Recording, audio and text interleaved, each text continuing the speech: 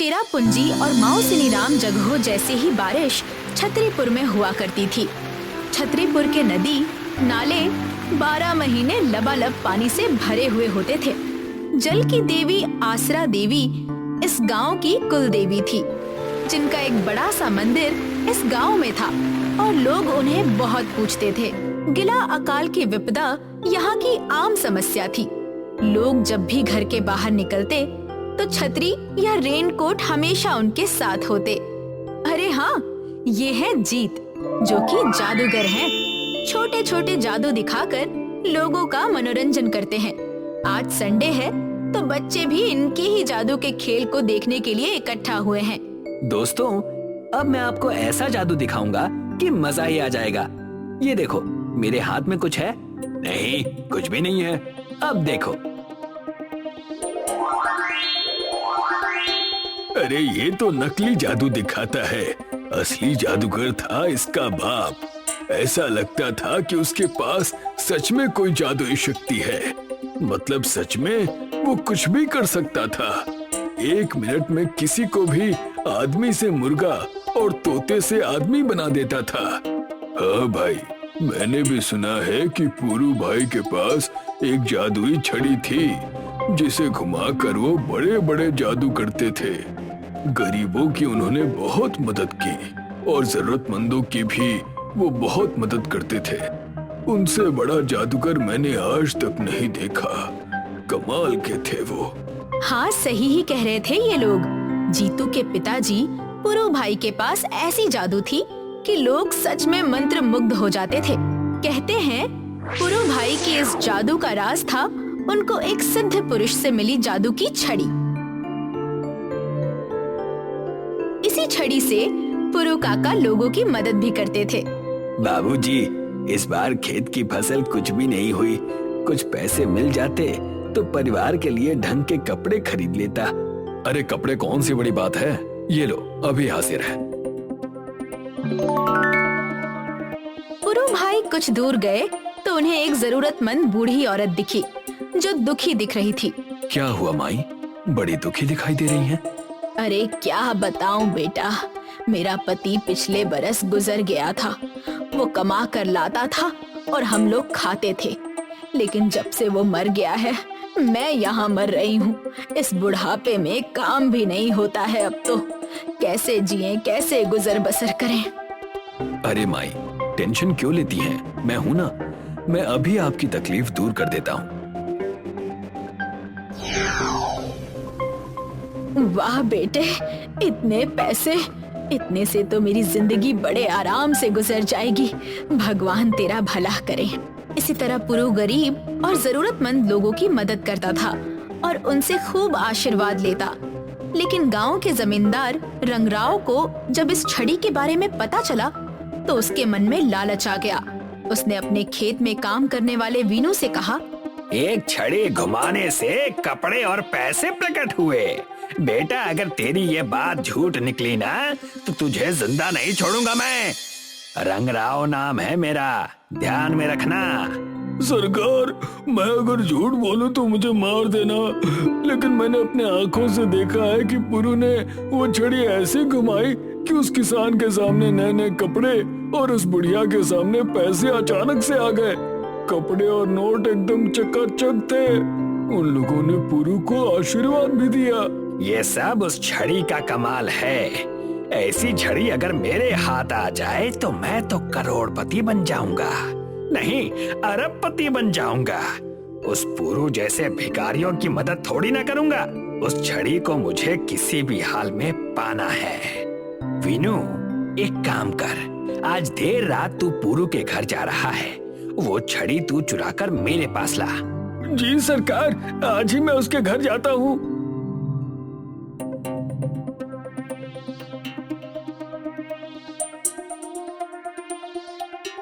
जब वीनू पुरू भाई के घर में घुसकर जादुई छड़ी की तलाश करने लगा तो उसे वो छड़ी सो रहे पुरू भाई के बगल में दिखी।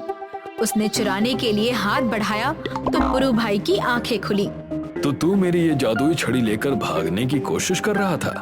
अभी तुझे मजा चखाता हूँ। नहीं, मुझे जाने दो, मुझसे गलती हो गई, मुझे जाने दो। ले, अब तू कुकड़ू को करते रहना और सवेरे सवेरे मेरे घर के आंगन में बांग देते रहना। पुरु भाई ने वीनू को उसके किए की सजा तो दी, लेकिन इस घटना के बाद पुरु भाई चिंतित होकर सोचने लगे। अगर ये छड़ी किसी गलत हाथों में पड़ गई तो बड़ी मुसीबत हो जाएगी। कुछ भी गलत हो सकता है, इसलिए मुझे इस छड़ी को घर के संदूक में छुपा कर रखना होगा। इस छड़ी के बारे में ऐसी खबर फैलानी होगी कि ये छड़ी मुझसे कोई चुरा कर ले गया है, तभी जाकर ये छड़ी संदूक में सुरक्षित रहेगी। फिर उसके बाद पुरु भाई ने कभी भी उस जादुई छड़ी का इस्तेमाल नहीं किया। लेकिन कुछ सालों बाद पुरु अपने आखिरी समय में था। जीतू उनके पास था तो उन्होंने कहा, जीतू, लगता है कि मेरे जाने का समय आ गया है। तुम खूब मन लगाकर जादू की कला सीखते रहना और उसे लोगों के मनोरंजन के लिए इस्तेमाल करते रहना। वो जादू की छड़ी जिसकी खबर मैंने फैलाई थी कि वो चोरी हो चुकी है, दरअसल वो चोरी नहीं हुई है, बल्कि उस जादुई छड़ी को मैंने संदूक में छुपा कर रखा है। उस छड़ी का तुम तभी इस्तेमाल करना जब अपने छतरीपुर के लोगों को उसकी ज्यादा जरूरत हो। जी पापा, मैं ऐसा ही करूंगा। पिताजी, पिताजी। पुरु भाई की मौत के बाद जीतू जादू के खेल से लोगों का मनोरंजन कर अपना गुजर बसर करता। लेकिन यहाँ गांव का जमींदार रंगराव की लालच वक्त के साथ बढ़ती गई। देख रे जीवा, तूने मुझे कहा था ना कि 2 महीने में उधार लिए हुए पैसे लौटा दूंगा। आज 3 महीने हो गए, तूने एक ढेला नहीं दिया। इसीलिए तेरी जमीन पर अब मैं कब्जा कर रहा हूँ। लेकिन मालिक, आप मेरी जमीन ले लेंगे तो मैं खेती कैसे करूँगा और अपने परिवार का पेट कैसे पालूंगा? पैसे नहीं कमाऊंगा तो आपके पैसे भी नहीं दे पाऊंगा। ऐसा ना करो सरकार, ऐसा करेंगे तो आपको आसरा देवी कभी माफ नहीं करेंगी। हमारी नहीं, हमारी गांव की देवी का लिहाज कीजिए। मुझे मेरी जमीन दे दीजिए। आसरा देवी के नाम से मुझे डरा मत, और ऐसे रोने से कोई फायदा नहीं। मुझे मेरे पैसे दे या जमीन मेरे नाम कर। रंगराव मानो छतरीपुर को लूटने के लिए ही पैदा हुआ था। गांव की कुल देवी आसरा देवी का भी उसे डर नहीं था। एक बार की बात है, देर रात को जब आसरा देवी के मंदिर के दरवाजे लगे हुए थे, तब मेरी कितने दिनों से हसरत थी कि ये गहने मुझे मिले। भला गहने देवी की मूर्ति पर क्या करते? इसे बेचकर तो मैं और अमीर हो जाऊंगा। दूसरे ही दिन गांव में गहने चोरी की बात आग की तरह फैल गई। चोर की तलाश कर पाते उससे पहले गांव में तेजी से बाढ़ आई। लोगों के घर का सामान बाढ़ में बहने लगे। ये देखकर जीतू से रहा ना गया और उसने अपना संदूक खोला। ओहो, इस बाढ़ ने तो गांव वालों की जान ही निकाल दी है। गांव को मेरी जरूरत है और यही सही समय है जादुई छड़ी को इस्तेमाल करने का। उसी के इस्तेमाल से मेरे गांव वालों की जान बच सकती है। मेरे छतरीपुर गांव के लोगों की रक्षा कर। फिर क्या था, उस उल्टी छतरी में गांव के सभी लोग समाये और वो छतरी उड़ते हुए गांव के बगल वाले पहाड़ के पास आकर ठहरी। सभी लोग पहाड़ पर उतर गए। ये कोई साधारण बाढ़ नहीं है, ये आसरा देवी का श्राप है जिसने मंदिर में जाकर देवी के गहने चुराए हैं। अगर वो चोर ना पकड़ा गया तो ये बाढ़ पूरे गांव को खा जाएगी। लेकिन चोर का पता कैसे चलेगा बाबा? मेरे पूर्वजों ने कहा था कि जब देवी नाराज होती है तो भयानक बाढ़ आती है। बारिश आती है तो उस बारिश में भी जो गीला ना हो वही गुनहगार होता है। जाओ जाकर देखो हम में से कौन है जो यहाँ पर सूखा है।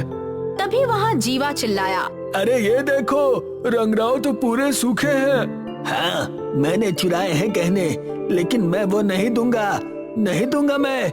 रंगराव, तुम्हें तो तुम्हारी गलती की सजा कानून देगा ही, लेकिन मेरी भी एक सलाह है कि तुम गांव वालों का नुकसान करके कभी भी सुखी नहीं रह पाओगे। इसीलिए छोड़ दो इस तरह के गलत काम करना।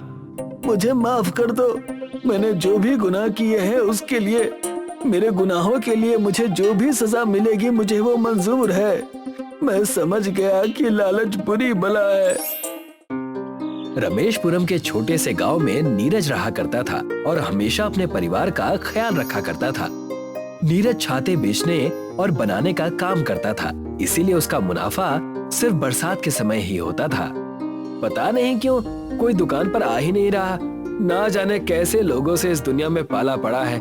कम से कम मेरा भला तो करे। अरे क्यों चिंता करते हो जी, मैं हूँ ना, तुम उसकी बिल्कुल चिंता ना करो। जब तक हमारा ये छतरी का व्यापार नहीं चलेगा, मैं दूसरों के यहाँ काम करके अपना घर चला लूंगी। मैं क्या करूं भाग्यवान, मुझे अच्छा नहीं लगता तुमसे काम करवाना। मैं चाह कर भी कुछ नहीं कर पा रहा हूँ। ऐसे ही नीरज अपना घर चलाया करता था, तो कभी दूसरों के यहाँ काम करके रमेशपुरम गांव में कई सारी तकलीफें ऐसी ही होने लगी थी। इस गांव की हालत बहुत खराब होती जा रही है।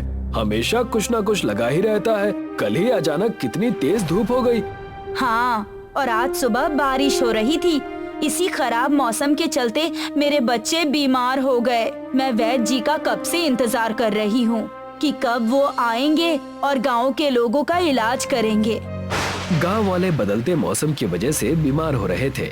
चारों तरफ बारिश की अफरा तफरी थी। तब वहाँ पर वैद्य जी आए और उनसे कहने लगे, इस गांव में जब भी आओ घटनाएं हो चुकी होती हैं। ये सब कुछ उस बुढ़िया के श्राप की वजह से हुआ है। खैर, मुझे इन गांव वालों के आपसी मसलों में नहीं पड़ना, अपना काम करना है। आओ आओ, सब लोग जो भी बीमार है सरपंच के घर आ जाओ। अरे वो देखो, वैद्य जी आ गए। चलो सब सरपंच जी के घर चलते हैं। वैद्य जी को दिखाने के लिए सब सरपंच जी के घर गए, तो वहाँ जाकर उन्होंने देखा कि सरपंच एक बड़ी बीमारी से जूझ रहा था, जिन्हें देख गांव वाले और चिंतित हो गए। मेरी हालत दिन ब दिन और बिगड़ती जा रही है। अगर ऐसा ही रहा तो मेरे प्राणों का कुछ भी हो सकता है। बस आप हिम्मत मत हारिए। मैंने आपके लिए ये कुछ दवाएं और ये इंजेक्शन लिख दिए हैं। जल्द से जल्द इन्हें मंगवा लीजिए और इन्हें खाना शुरू कीजिए। आप ठीक हो जाएंगे। तुम मेरे गांव वालों की रक्षा करो, किसी भी बच्चे या बूढ़े को कुछ ना हो। आप उसकी चिंता मत कीजिए, मैं सबका पूरा ध्यान रखूंगा। वैद्य जी सरपंच के घर में ही गांव के लोगों की जांच करने लगे। बारिश और तेज होती गई। सारे के सारे गांव में बारिश की वजह से परेशान हो गए। आधा गांव पानी से भर चुका था। सिर्फ नीरज का घर ही ऐसा था जिसके घर में पानी की एक बूंद नहीं गिरी थी। यूं कहे तो नीरज का घर उस गांव में होते हुए भी वहां बारिश की एक बूंद ना गिरी, जिसे देख सब दंग रह गए और नीरज के घर जाकर पूछने लगे, ऐसा भला कैसे हो सकता है? तुम्हारे घर बारिश क्यों नहीं हो रही? कौन सा जादू टोना किया है नीरज भाई? पता नहीं, ना मेरे घर बारिश होती है ना ज्यादा धूप आती है। ये बात मेरे भी पल्ले नहीं पड़ रही। हो ना हो कोई बात तो जरूर है। हाँ हाँ, तुम बड़े भाग्यशाली हो जो तुम्हें ये वरदान मिला है। भाग्यशाली कहाँ हूँ बहन, कितने दिनों से अपने परिवार को 2 वक्त की रोटी नहीं खिला पाया हूँ मैं। पत्नी और मुझे हम दोनों को दूसरे के घरों में काम करना पड़ता है ताकि हमारा घर चल सके। उतने में वहाँ पर वैद्य जी सरपंच के घर से सबका इलाज करके आए और नीरज के घर बारिश ना पाकर कहने लगे, हे भगवान, ये कैसे हो सकता है? तुम इस गांव के करता धरता कैसे हो सकते हो? उस बुढ़िया के श्राप ने तुम्हें इस गांव को बचाने के लिए चुना है। इसका मतलब वो हुनरबाज तुम हो। हे भगवान। वैद्य जी की बात सुनकर सब दंग रह गए और वैद्य जी से पूछने लगे, वैद्य जी, ये आप कैसी बात कर रहे हैं? करता धरता, बुढ़िया, ये सब क्या है? मुझे तो कुछ भी समझ में नहीं आ रहा। ये बहकी बहकी बातें आप कब से करने लगे? लगता है सच्चाई बताने का सही समय आ गया है। सारे गांव वालों को यहाँ बुला लो और सब मेरी बात गौर से सुनना। वैद्य जी ने सभी को इकट्ठा किया और सबको एक रहस्यमयी तरीके से बातें बताने लगे। ये बात करीब 10 साल पुरानी है। तुम्हारे गांव के सरपंच ने एक बहुत बड़ा जंगल काट दिया था। हाँ हाँ, काट दो पूरा जंगल। इस जंगल की लकड़ियों को बेचकर हम अच्छा पैसा बना लेंगे। काट दो। साहब, जंगल के ठीक बीचों बीच एक बुढ़िया की कोठरी है, उसका क्या करें? मुझे कुछ समझ में नहीं आ रहा। अरे इसमें सोचना क्या है, उस बुढ़िया का घर तोड़ दो और क्या। सरपंच के इतना कहते ही उन सब ने मिलकर बुढ़िया का घर तोड़ दिया और जब बुढ़िया वहाँ आई तो पूरा जंगल कटा हुआ और अपना घर टूटा देखकर कहने लगी, तुम सब पापियों का नाश अवश्य आएगा। तुमने मेरा घर और परिवार उजाड़ा है, तुम्हारा घर और परिवार उजड़ जाएगा। ये जंगल मेरे परिवार से कम नहीं था। जी कृपा करके ऐसा श्राप न दे, मुझसे बहुत बड़ी गलती हो गई, मुझे माफ कर दीजिए, माफ कर दीजिए। इस श्राप से मुक्त होने के लिए तुम्हारे गांव में हुनरबाज आएगा, जो अपनी हुनर से गांव को प्रलय के प्रकोप से बचाएगा। उसकी बनाई हुई चीज को अपने घर पे लगा देना। ऐसा करते ही तुम्हारी सारी समस्या ठीक हो जाएगी। नीरज के घर बारिश नहीं हो रही, इसका मतलब ये है कि नीरज ही वो हुनरबाज है। लेकिन मुझ में ऐसा कौन सा हुनर है जो गांव की इतनी मदद कर सकता है? तुमसे अच्छी छतरी कोई बना सकता है भला? तुम अपनी बनाई हुई एक छतरी दो। नीरज की पत्नी ने नीरज की बनाई हुई एक छतरी ली और उस गांव के एक घर में जाकर लगा दी। जैसे ही छतरी लगी, वो घर साधारण घर से छतरी घर में तब्दील हो गया। मानो एक छोटी सी छतरी इतनी बड़ी हो गई कि पूरे घर को ढक लिया, जिसे देखकर सारे गांव वाले दंग रह गए। देखा आप सबने, तुम्हारे गांव का भला सिर्फ और सिर्फ नीरज ही कर सकता है। नीरज भाई, मुझे भी एक छतरी बनाकर दीजिए ना। मेरे बच्चे बीमारी से पहले से ही जूझ रहे हैं। अगर आपने ऐसा किया तो बड़ी मेहरबानी होगी आपकी।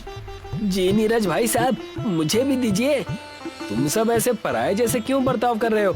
मैं पूरे गांव के लिए छतरी बनाऊंगा, तुम उसकी चिंता मत करो। जी, मैं आपका इसमें पूरा साथ दूंगी। नीरज ने दिन रात मेहनत करके छतरी बना के तैयार कर दी और देखते ही देखते सभी को छतरी देना शुरू कर दिया। सभी नीरज की बनाई हुई छतरी ले जाते और अपने अपने घरों में लगा देते। सभी के घर छोटे से मामूली घर से छतरी घर में तब्दील हो गए थे। सभी की छतरी घर को देखकर सरपंच अपनी बीमारी वाली अवस्था में ही वहां आ गया और कहने लगा, नीरज, तुम मुझे छतरी नहीं दोगे? जी सरपंच जी, ये भी कोई कहने की बात है भला? आपको छतरी क्यों नहीं दूंगा? वैसे ये श्राप कब तक चलेगा? इसका कोई अंत नहीं है क्या? छतरी से हमारा घर सुरक्षित हो गया है बस, लेकिन बीमारी ठीक नहीं हो रही और ना ही लोगों की हैरानी कम हो रही है। हम गांव वालों को मिलकर कई सारे पौधे लगाने होंगे, तब जाकर उस बुढ़िया के श्राप से मुक्त हो पाएंगे। बल्कि आज ही हम सब मिलकर पेड़ पौधे लगाना शुरू कर देते हैं, जिससे उस बुढ़िया का श्राप चला जाए। मैं ठीक वैसा ही करूंगा।